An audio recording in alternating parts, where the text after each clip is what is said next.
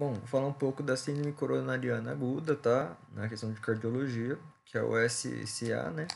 Vou falar um pouco dela, sobre o seu manejo, os tipos, a questão do supra de ST, sem supra de segmento ST, enfim, vou dar um apanhado geral sobre o que é isso. Bom, então o que, que vai ser a síndrome coronariana aguda? Nada mais é, tá? Do que uma obstrução das artérias, né, que fazem a irrigação do miocárdio. E uma dessas artérias é a artéria coronária, por isso, síndrome coronariana aguda, tá? Se a gente tem essa obstrução da coronária ou de outras artérias, como a circunflexa, por exemplo, que fazem a nutrição do miocárdio, a gente pode ter uma isquemia, né? Ter uma necrose coagulativa na região e, posteriormente, né, a gente ter problemas eh, na questão da hemodinâmica de forma geral, tá? E aqui, uma coisa que a pessoa confunde muito é que a síndrome coronariana aguda está totalmente relacionada com o infarto agudo do miocárdio, que eu vou falar posteriormente, que é uma das etapas dessa síndrome coronariana aguda. Falando um pouco do infarto agudo do miocárdio, que é uma das piores situações, né, da síndrome coronariana aguda, ela é a segunda maior causa de morte no mundo, perto para o AVC. Claro que existem muitos estudos que não relatam isso, tá? Porém, a gente tem uma ideia de quanto o infarto agudo do miocárdio é uma das principais causas, né? O infarto fulminante ou infarto agudo do miocárdio é uma das principais causas de morte aí, tá? No caso assim, no coronariana aguda, a gente vai ver que a gente vai ter um tempo limite, né? Para a gente fazer essa questão da resolução do problema do paciente. Claro que a gente tem muito mais tempo do que a questão do AVC, tá? E a gente vai tentar fazer isso de forma mais rápida para que o paciente também não tenha nem a sua morte, né? E nem sequelas. Bom, então qual que vai ser a causa de uma síndrome coronariana aguda? Como eu falei, é a obstrução, né, desses vasos que fazem irrigação do sangue, fazem irrigação do miocárdio, e vai estar relacionado com a formação de êmbolos, tá? O êmbolos pode ser com vários tipos, pode ser trombos, né? Questão de tromboses nesses vasos, colesterol alto, aquele colesterol LDL, né? E os ateromas, tá? Então todos estão relacionados aí. Bom, então eu vou falar 5 passos que a gente tem que fazer, né? Para a gente ter uma questão de manejo dessa síndrome coronariana aguda. A primeira coisa, a gente vai ter que definir a questão classificação do paciente, em que nível de síndrome coronariana aguda o paciente está. A gente tem a angina instável, o IAM, que é o infarto agudo do miocárdio, sem supra de segmento ST, e o IAM com supra de segmento ST. O que, que é isso, supra de segmento ST? A gente vai ver na etapa 4, se não me engano, né? Na terceira, que a gente vai precisar do eletrocardiograma para fazer essa avaliação. Bom, falando um pouco das anginas, angina nada mais é do que uma dor no peito, tá? A gente vai ter a angina estável e a angina instável. Qual que é a diferença desses dois? A angina estável vai ser relacionada com uma dor no peito, né? Na questão uma dor na parte do coração ali, é, retroesternal, enfim, na parte da cárdia, em momentos específicos, ou seja, quando o paciente ele faz algum exercício físico, tá? Ou quando ele, enfim, ele pega alguma coisa pesada e ele tem essa dor no peito, então essa vai ser uma angina estável. E uma angina instável vai ser quando o paciente ele vai ter dor no peito sem um gatilho aparente. Então ele vai ter essa dor no peito em momentos aleatórios. Falando um pouco da fisiopatologia, o que acontece? Na angina estável, a gente vai ter, na verdade, nos vasos sanguíneos, qualquer um dos vasos que seja, aqueles vasos que vão fazer a nutrição do miocárdio, esses vasos eles vão estar com uma obstrução, porém não completa, tá?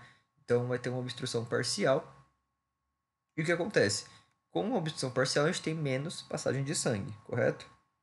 Se o paciente precisar de um maior aporte sanguíneo, ele vai ter dificuldades para isso acontecer, né? Já que ele está tendo uma maior resistência vascular. E aí, posteriormente, ele vai ter essa dor no peito, tá? É...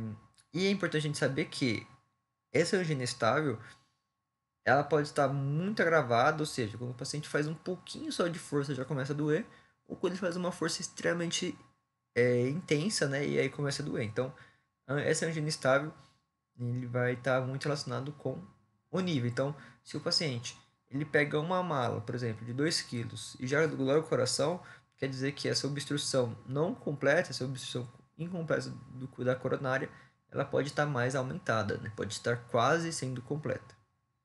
E na angina instável, a gente vai ter nada mais nada menos que um êmbolo, né, na região ali, a região dos vasos, e com a passagem do sangue e esse êmbolo ali ficando, pode acontecer que em alguns momentos esse êmbolo ele tenha, né, uma obstrução completa da região. Então o que vai acontecer? Às vezes esse êmbolo que vai estar solto ali na luz do vaso sanguíneo, da artéria, ele pode obstruir completamente e depois ele voltar. Por isso que é uma angina instável, não tem uma causa aparente, já que a gente não, às vezes ele obstrui tudo e às vezes não. Tá? Então essa é a angina instável. E aqui a gente tem o infarto agudo do miocárdio sem supra de segmento ST e o infarto agudo do miocárdio com supra de segmento ST. O IAM sem supra de segmento ST ele é menos pior do que com supra de segmento ST, embora ambos tenham a questão do infarto, né? Que nem eu falei, pode estar relacionado também com uma necrose coagulativa. E normalmente no IAM sem supra de ST, a gente tem essa obstrução de algum vaso, tá? Completamente. Porém, vai ser vasos mais pequenos e mais irrelevantes. No caso do IAM com supra de segmento ST, ele é a pior das hipóteses, né? Então, o miocárdio já vai estar afetado, né, de forma importante e normalmente vai afetar os vasos mais importantes também, tá? No IAM sem supra de ST, a gente vai fazer o eletrocardiograma e não vai ter o supra de segmento ST, que eu vou mostrar também posteriormente. E no IAM com supra de segmento ST, vai ter aumento do segmento ST. Bom, quais são os sinais e sintomas da síndrome coronariana aguda? Bom, a gente tem os sintomas clássicos, tá? Que é o paciente com a dor no peito, né, que nem eu falei. Ela pode ser pré-cordial, ou seja, na frente da córdia, né, e retroesternal, então atrás do externo, com duração de 10 a 20 minutos, uma sensação de aperto ou de queimação na área, e ele vai ter uma irradiação até a mandíbula ou até os membros superiores esquerdos.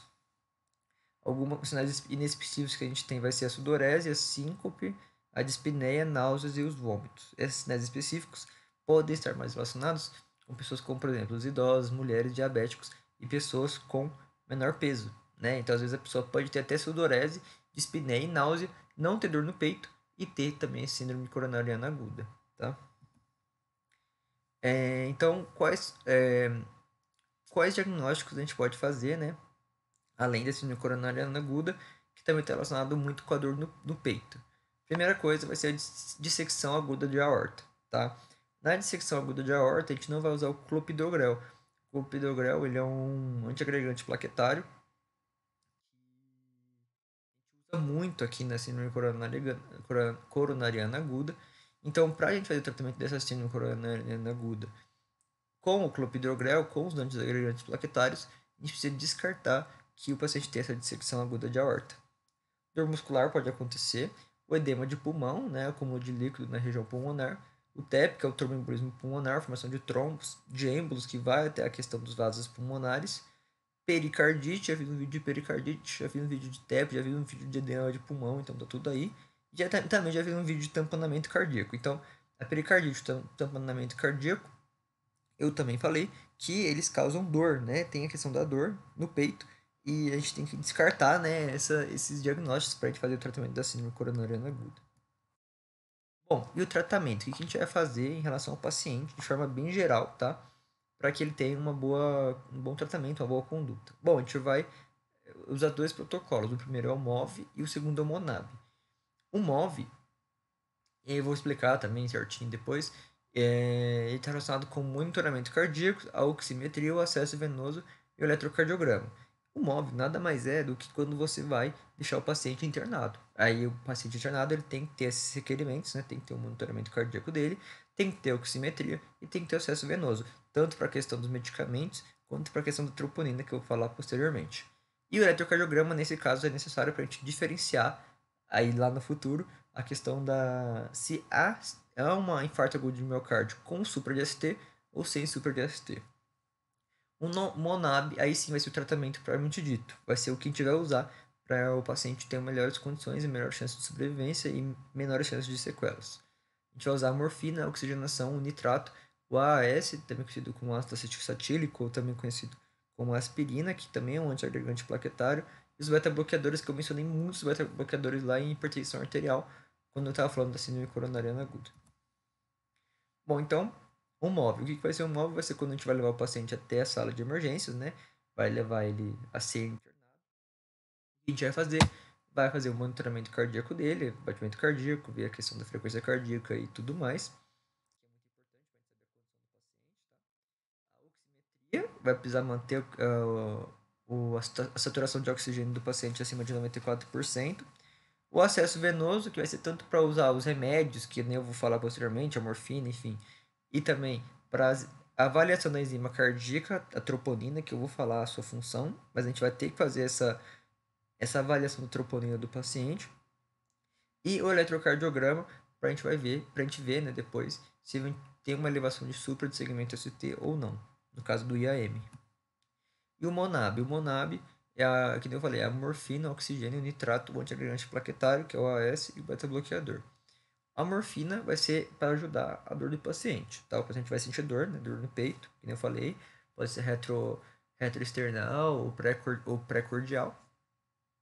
A gente vai usar a morfina de forma intravenosa, por isso que a gente fez acesso venoso lá no MOV, e vai usar 2 gramas, tá? A morfina dificilmente vai causar uma depressão respiratória, então a gente pode ficar tranquilo a isso. O oxigênio, né? A gente vai ter que usar o oxigênio, claro, para manter o paciente com a melhor saturação, né? Manter ele acima dos 94%. Depois, a gente não precisa usar o oxigênio se tiver maior que 94%, tá? Por isso que a gente também tem lá no MOV a questão da oximetria. O nitrato, a gente vai fazer o nitrato chegar o oxigênio do coração, tá? É importante mencionar que o nitrato não pode ser usado se o paciente fez o uso do citrato de sildenafila, tá? O citrato de sildenafila nada mais é do que o Viagra. Se o paciente usou o Viagra, é contraindicado o uso do nitrato para a chegada desse oxigênio ao coração. O antiagregante plaquetário vai ser, como o próprio nome também já indica, evitar que haja a questão das agregações plaquetárias e a formação de trombos, né? Já que é isso que a gente não quer que isso aconteça, porque pode piorar ainda mais a questão do paciente e obstruir ainda mais essas artérias. Então, sempre usar o antiagregante plaquetário.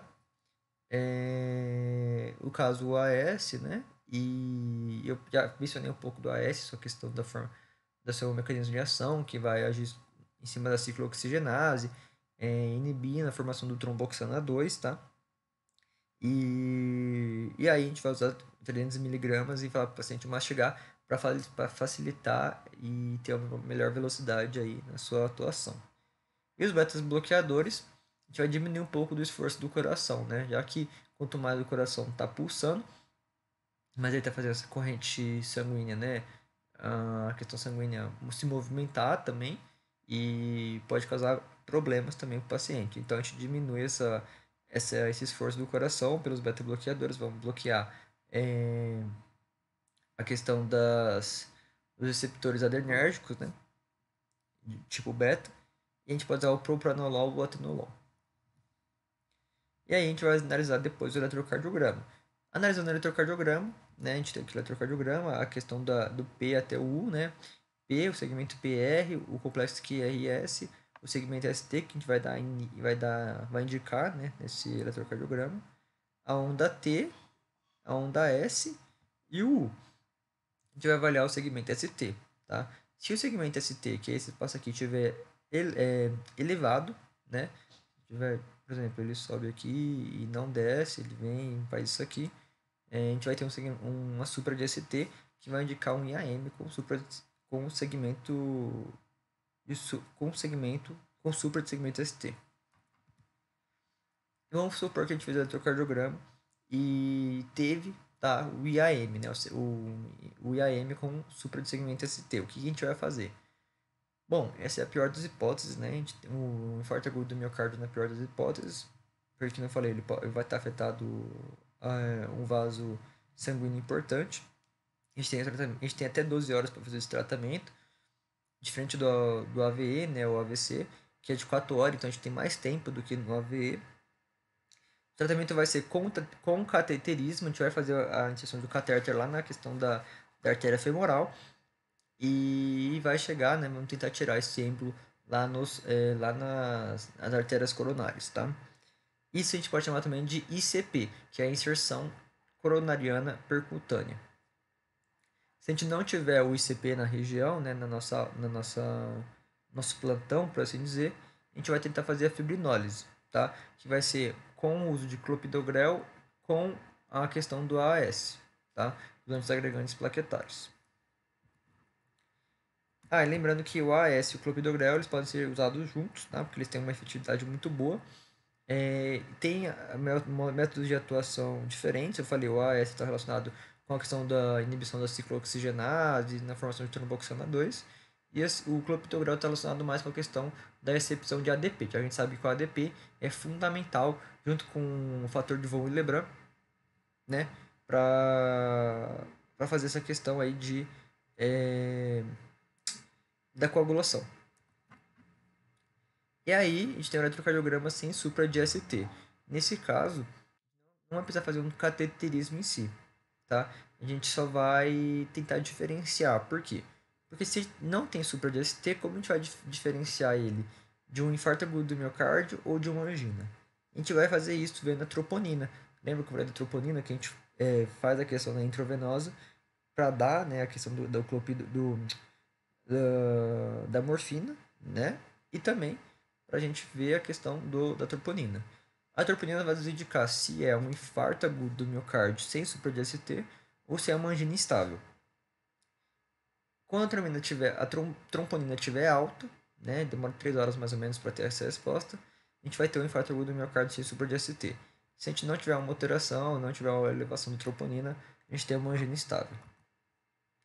E o tratamento do IAM sem supra de ST, a gente não vai usar fibrinólise, tá? Vamos usar somente o clopidogrel 300mg e uma enoxapariana, que vai ser um anticoagulante.